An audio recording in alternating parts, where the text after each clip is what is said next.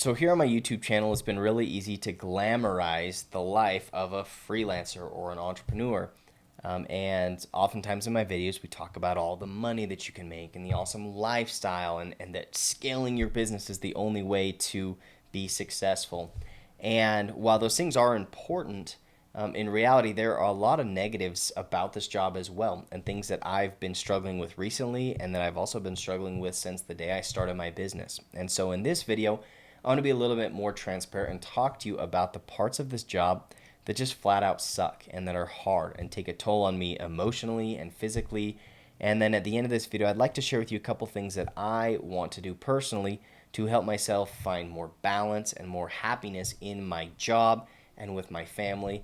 And my hope is that this video will give you a little bit of motivation, and also for those of you that are dealing with these same things, you'll know that you're not the only one. So let's get into it.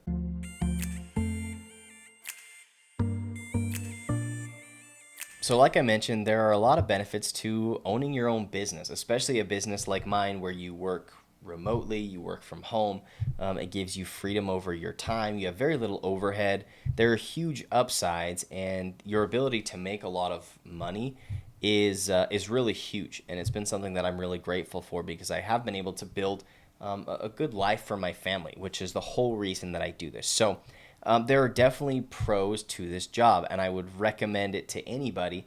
This is a great career path, but if I was just to tell you that everything is rainbows and butterflies, that would be very dishonest of me because there are parts of this job that are really, really difficult and that really suck. Now, I don't feel that my job is any harder than anybody else's. I know that every job comes with its difficulties, but I would like to share with you some of the difficulties that I've dealt with and hopefully help you either avoid some of these or at least relate to and then share with you a couple things that I've done or I'm doing to try to overcome the struggles that I've dealt with as a freelancer and a business owner. So one of the biggest struggles that I've dealt with is the pressure of running my own business. Now, it's easy again to kind of paint the glamour of, I've got all these clients that pay me and I have a team and we're constantly working together and building cool things. And yes, that's awesome. And I love my team and I love my clients. But in reality, it's a lot of pressure that all falls on you, right? You've got the pressure from your clients to deliver great work. You've got the pressure of a team that you need to deliver and be a leader, but also you need to make sure that all of them get paid and that you yourself are getting paid, and you've got to find new clients and you got to make sure that you're making enough to cover all these expenses.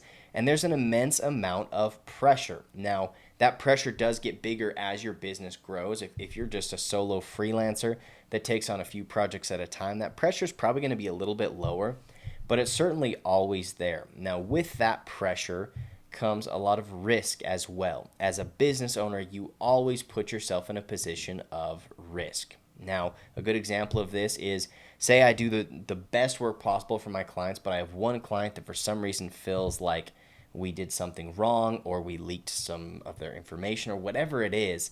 I could potentially be sued by a client.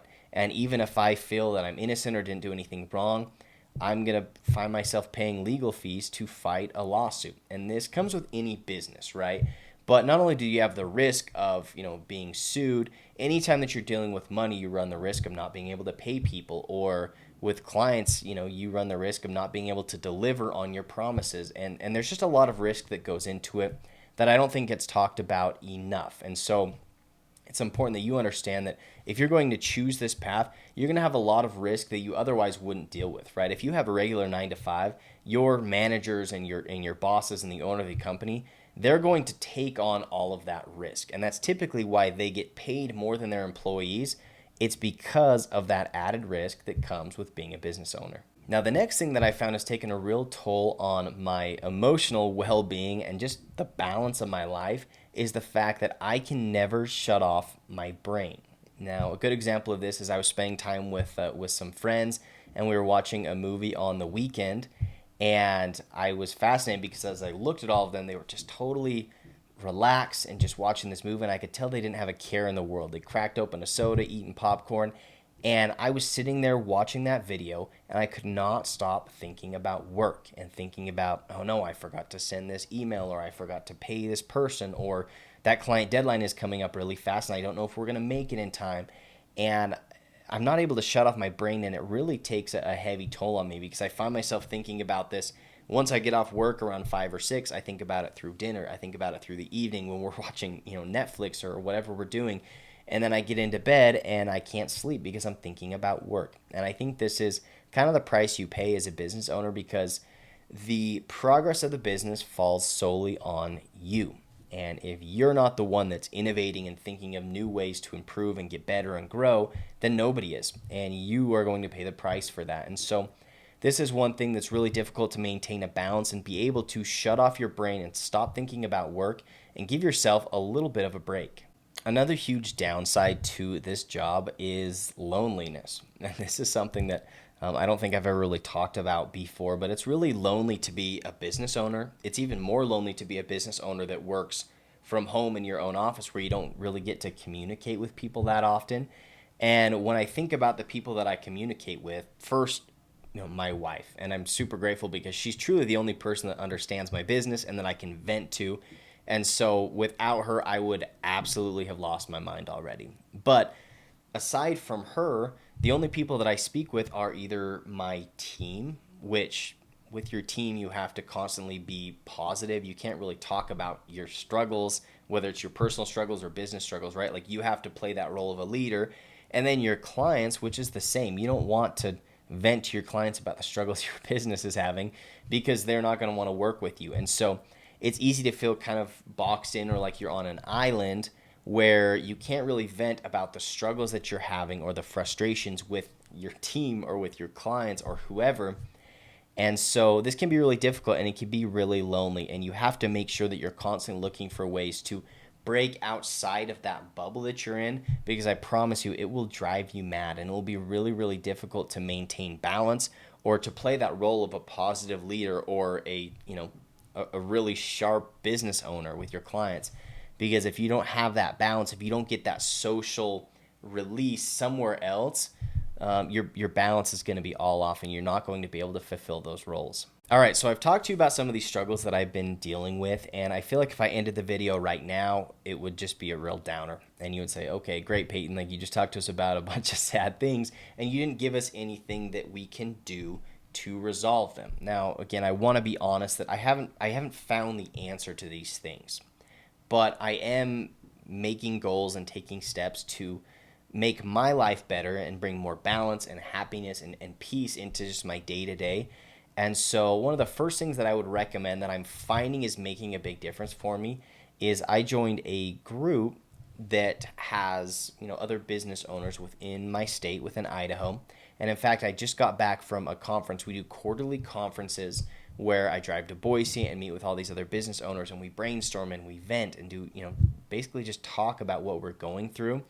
And this has been a huge, huge emotional relief for me, really. It's just been so huge for my mental well-being, and it's been great to gel and talk with other people that are going through what I'm going through, right? I can go in and I can say, oh, geez, this person that I worked with was just so ridiculous, or we're having cash flow problems, or the types of things that you wouldn't talk to your clients or your employees about.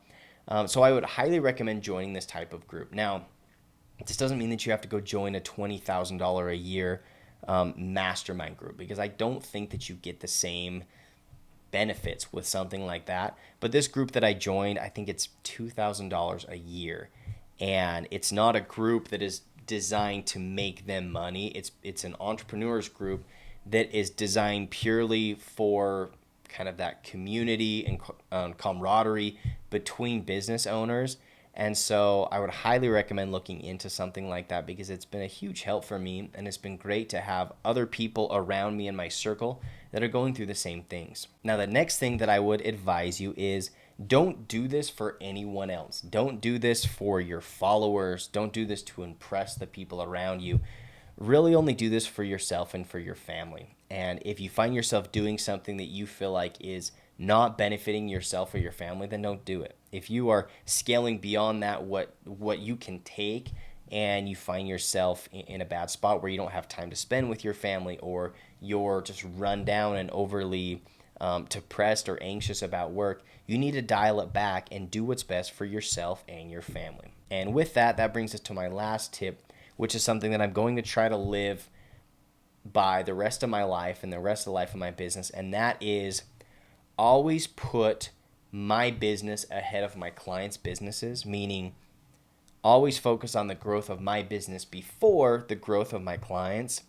And even more important than that, always put myself ahead of my own business. And what I mean by that is I need to make sure that I'm in a good spot mentally, emotionally, physically, before I ever spend time working in my business. When I wake up, I need to stop immediately going to my email and responding to emails and worried about what needs to be done that day. Instead, I need to wake up and I need to listen to a book, and I need to stretch, and I need to eat a good breakfast, and I need to do the things that I need to do to get myself in a good spot, because at the end of the day, my most valuable asset is myself. And if I'm not taking care of myself, everything else is going to suffer. And so I promise you, if you do these things, it's going to help. It's helping me right now. Again, I don't have all of the answers, and this job can be difficult, but I definitely know that so far my life has been worth it. And I hope that the videos that I put out here on YouTube can always be transparent, and that I can help you go through some of the things that I'm currently going through, that we can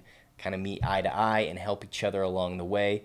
Because I know that at the end of the day, the most important thing is that we're finding fulfillment and success in the things that we're doing, and that we're in a good spot mentally, emotionally, and physically, so that we can spend great time doing the things that we love with the people that we love, and it's definitely going to be worth it. So again, if you found this video at all helpful, please be sure to hit the like button. These videos are always hard to do, right? Because I'm a little bit more open than I typically am. But I appreciate you watching till the end. Please, if you have any questions, reach out to me personally. I'd be happy to help any of you as best I can. And we will catch you in the next video.